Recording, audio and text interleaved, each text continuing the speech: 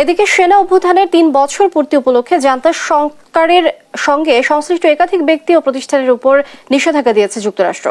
যাব বাট সেটা আমাদের প্রাথমিক লক্ষ্য না। আমরা শান্তিপূর্ণভাবেই সবকিছু সমাধান চাই। মরণ কামড় কেউ দিলে আমরাও তার প্রতিহত করব, এটাই ন্যাচারাল। সোফার আজকে যে ডামি সংসদ হলো, এটা একরকম বাকশাল 2 আমরা বলি, বাকশাল 2 হয়েছে, এখনো কাগজে কলমে হয় নাই।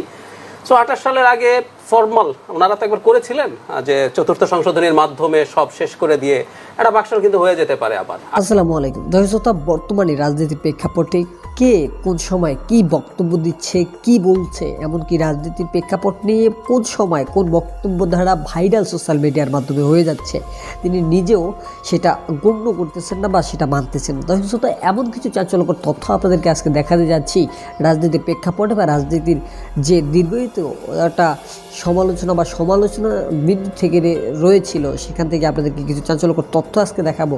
সম্পূর্ণ ভিডিওটি দেখার অনুরোধ রেখেই শুরু করছি আজকের ভিডিও। মূল ভিডিওতে যাওয়ার আগে ছোট্ট করে আপনার কাছে একটি অনুরোধ, যে আমাদের চ্যানেলটিকে আপনি নতুন দর্শক হয়ে থাকেন তাহলে অবশ্যই চ্যানেলটি সাবস্ক্রাইব করে আমাদের সঙ্গে থাকবেন। কথা না বাড়িয়ে প্রথমে আমরা স্ক্রিনে পরপর সেই ভিডিওগুলো দেখে আসি। ঐক্যমত অথবা শক্তি আপনারা শক্তির মাধ্যমে করে দেন। আপনারা শক্তির মাধ্যমে ত্রয়োদশ সংশোধনী করেছেন, তত্ত্বাবধায়ক যোগ করেছেন, তো ঐক্যমতের ভিত্তিতে না, শক্তির মাধ্যমে। এটা আন্দোলনের মাধ্যমে, ঠিক আছে, শক্তি, আন্দোলন একটা শক্তি। আচ্ছা, আন্দোলন একটা শক্তি, চাপ, আমি এভাবে বলি। নির্বাচন করা বেশি জরুরি না সংকট সমাধান বেশি জরুরি? ধন্যবাদ। আমি এই পয়েন্টই আসবো, খুবই গুরুত্বপূর্ণ পয়েন্ট। কাউসার ভাইকে একটা জায়গায় ধন্যবাদ দেই, মানে উনি এখনো 28 সালে একটা নির্বাচন হবে বলছেন। আমি একটু কনফিউজড আছি আসলে। মানে বাংলাদেশের সোফার আজকে যে ডামি সংসদ হলো, এটা একরকম বাকশাল 2 আমরা বলি, বাকশাল 2 হয়েছে, এখনো কাগজে কলমে হয় নাই। সো 28 সালের আগে ফর্মাল ওনারা তো একবার করেছিলেন যে চতুর্থ সংশোধনীর মাধ্যমে সব শেষ করে দিয়ে একটা বাকশাল কিন্তু হয়ে যেতে পারে আবার আগের ফর্মে। সো 28 সাল 29 সালের নির্বাচন কিন্তু নাও হতে পারে, এটা আমি ধারণা করি।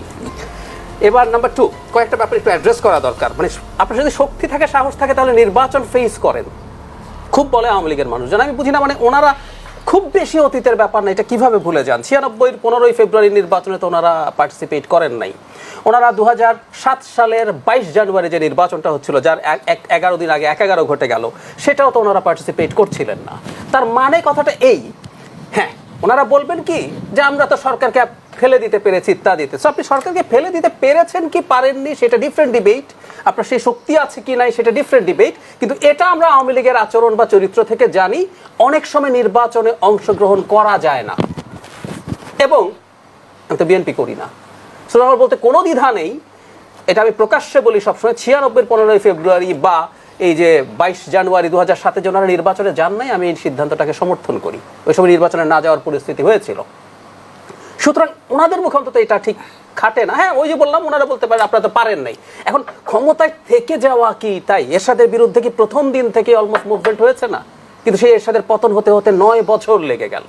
এমনকি 88 যে সংসদ, সেই সংসদটা আরো প্রায় 2 বছর টিকে ছিল। এরপর আরো 2 বছর পরে গিয়ে এরশাদের পতন হয়েছে। তাতে তো কিছু যায় আসে না। তার মানে এই না যে ওর থাকাটা নৈতিক হয়ে যায়, লেজিটিমেট হয়ে যায়। আরেকটা ব্যাপার, পরাশক্তির বিরুদ্ধে নির্বাচন করেছেন বলছেন। একটা পরাশক্তি বাংলাদেশে একটা ফেয়ার নির্বাচন, অংশগ্রহণমূলক নির্বাচন নিয়ে কাজ করার চেষ্টা করেছে আমেরিকা, কোনো সন্দেহ নাই।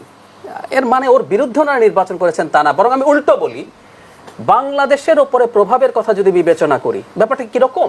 জোয়ার ভাটার ক্ষেত্রে সূর্য অনেক বড়, চাঁদ ছোট, কিন্তু জোয়ার ভাটা হয় আসলে চাঁদের আকর্ষণের জন্য। সূর্য এত দূরে থাকে, ওর পাওয়ার অনেক বেশি থাকলে এত দূরে পাওয়ার কাজ করে না।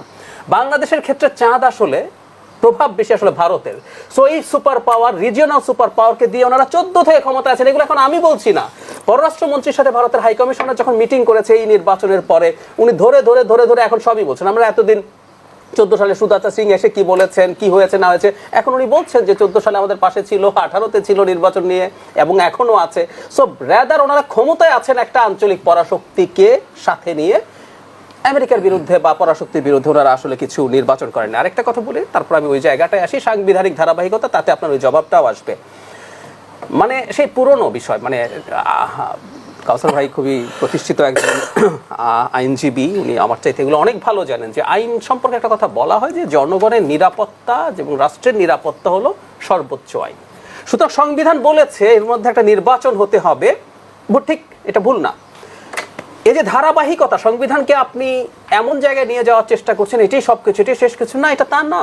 এটা আসলে তা না। ওনারাও সংবিধান সংশোধনের জন্য কি দাবি করেন নাই? বিএনপির সময় যে মুভমেন্টের কথা বললাম, নির্বাচনে গেলেন না, সংবিধানে কি তত্ত্বাবধায়ক সরকার ছিল না? ওনারা এটাকে চেঞ্জ করার জন্যই, কারণ সংবিধান কখনোই কোনোভাবে কোনো ধর্মগ্রন্থ না যেটা চেঞ্জ করা যাবে না, এটা ফাইট করা যায়। এবং আমাদের সংবিধানে একটা অভিনব ঘটনা আছে, একাদশ সংশোধনী। যখন আপনি কাজটা আগে করেছেন, একজন প্রধান বিচারপতি উপরাষ্ট্রপতি হয়েছেন, নির্বাচন করে উনি আবার প্রধান বিচারপতি সিটে চলে গেছেন, উদ্ভট মনে হবে, কিন্তু আমরা এই কাজটাও করেছি, পরে আমরা সংবিধান সংশোধন করেছি ঐক্যমতের ভিত্তিতে। ঠিক আছে, কিন্তু তার মানে আমি যে কথাটা বলতে যাচ্ছি, ঐক্যমতটা তো হতে হবে। ঐক্যমত হতে বা শক্তি, আপনার শক্তির মাধ্যমে করেছেন, আপনার শক্তির মাধ্যমে ত্রয়োদশ সংশোধনী করেছেন, তত্ত্বাবধায়ক যোগ করেছেন, তো ঐক্যমতের ভিত্তিতে না, শক্তির মাধ্যমে। এটা আন্দোলনের মাধ্যমে। ঠিক আছে, শক্তি, আন্দোলন একটা শক্তি। আচ্ছা, আন্দোলন একটা শক্তি, চাপ, আমি এভাবে বলি। সো এটা আমরা পারছি কিনা ডিফারেন্ট আলোচনা। সুতরাং আসলে দিনের শেষে মানুষের নিরাপত্তা, রাষ্ট্রের নিরাপত্তা, এটাই আসলে প্রধান জায়গা। এই দামি নির্বাচনের মাধ্যমে আমরা রাষ্ট্রের ঝুঁকি বাড়িয়েছি, এদেশের মানুষের নিরাপত্তা বিঘ্নিত করেছি, মানুষের ঝুঁকি বাড়িয়েছি। অ্যাপারেন্টলি মনে হচ্ছে আপনি খুব স্বাভাবিকভাবেই ক্ষমতায় রয়ে গেছেন, রয়ে যাবেন 5 বছর, 28-29 হিসাব শুরু হয়েছে। ব্যাপারগুলো এরকম না আসলে, আমি ব্যক্তিগতভাবে সেটা বলে। মিয়ানমারের সামরিক শাসনের 3 বছর পূর্ণ হলো আজ। 2021 সালের 1 ফেব্রুয়ারি অং সান সুচিকে উৎখাত করে ক্ষমতায় বসে সামরিক সরকার। এই পরিস্থিতিতে রাখাইন সহ দেশ জুড়ে বিচ্ছিন্নতাবাদী ও জনতার প্রবল চাপের মুখে জরুরি অবস্থার মেয়াদ আরও 6 মাস বাড়ালো নিপিত। এদিকে সেনা অভ্যুত্থানের 3 বছর পূর্তি উপলক্ষে জান্তা সরকারের সঙ্গে সংশ্লিষ্ট একাধিক ব্যক্তি ও প্রতিষ্ঠানের উপর নিষেধাজ্ঞা দিয়েছে যুক্তরাষ্ট্র। বিস্তারিত লুৎফুর কবিরের রিপোর্টে। সামরিক সরকারকে উচ্ছেদে মিয়ানমার জুড়ে তীব্র প্রতিরোধ গড়ে তুলেছে আরাকান আর্মি সহ দেশটির ছোট বড় অনেক বিচ্ছিন্নতাবাদী সশস্ত্র গোষ্ঠী। অভ্যুত্থানের 3 বছর পূর্ণ হওয়ার মধ্যেও নজিরবিহীন চাপে জান্তা। চলতি বছর আরও বিব্রতকর পরিস্থিতিতে পড়ছে সামরিক সরকার। অভ্যুত্থানের 3য় বার্ষিকীর প্রাক্কালে বুধবার মিয়ানমারে জরুরি অবস্থার মেয়াদ আরও 6 মাস বাড়ানোর ঘোষণা দিয়েছেন জান্তা প্রধান মিন অং লাইং। বলেন, দেশে স্থিতিশীলতা ও শান্তি ফিরিয়ে আনতেই এই পদক্ষেপ নেওয়া হয়েছে। 2021 সালের 1 ফেব্রুয়ারি অভ্যুত্থান সাধারণ মানুষের উপর দমনপীড়ন এবং বিচ্ছিন্নতাবাদী গোষ্ঠীর উপর অবৈধ বোমা বর্ষণকে ভালোভাবে নিচ্ছে না যুক্তরাষ্ট্র। এই পরিস্থিতিতে বুধবার জান্তা সংশ্লিষ্ট 2টি প্রতিষ্ঠান ও 4 ব্যক্তির উপর নিষেধাজ্ঞা আরোপ করেছে মার্কিন অর্থ মন্ত্রণালয়। বিবৃতিতে জানায়, শোয়েবাইন ফিউ গ্রুপ অব কোম্পানিজ ও পণ্য পরিবহন প্রতিষ্ঠান মিয়ানমা 5 স্টার লাইন কোম্পানি এই নিষেধাজ্ঞার আওতায় পড়েছে। সামরিক বাহিনীকে সহায়তায় জ্বালানি আমদানি বিতরণ করে আসছিল প্রতিষ্ঠানটি। এর আগেও জান্তা সরকার ও বিভিন্ন প্রতিষ্ঠানের উপর নিষেধাজ্ঞা আরোপ করে পশ্চিমা। যেখানে বর্তমানে যে রাজনৈতিক প্রেক্ষাপট রয়েছে সেখানে সেনাবাহিনীর ভূমিকা থাকা এবং সেনাবাহিনীর গুরুত্বপূর্ণ কিছু টপিক থাকা উচিত ছিল, সেখানে কিন্তু সেনাবাহিনীর কোনো প্রতিক্রিয়া ইতিমধ্যে দেখা যায়নি। কিন্তু অন্যদিকে ইতিমধ্যেই আমেরিকা সেনাবাহিনীর উপরে একটি নিষেধাজ্ঞা জারি করেছেন। আপনারা দেখেছেন সেই ভিডিওটি। সম্পূর্ণ ভিডিওটি দেখার পরে আপনাদের কি মতামত রয়েছে এই নির্বাচনকে কেন্দ্র করে বা এই বর্তমানে যেই সংসদ অধিবেশন শুরু হয়ে গিয়েছে একতরফা অধিবেশন, তা নিয়ে সম্পূর্ণ ভিডিওটি দেখার পরে আপনাদের মতামতটুকু অবশ্যই আমাদের কমেন্ট বক্সে জানিয়ে যাবেন। আজকের মতো এখানে বিদায় নিচ্ছি। দেখা হবে পরবর্তী কোনো আপডেট নিউজ নিয়ে। সুস্থ থাকেন, ভালো থাকেন, আল্লাহ হাফেজ।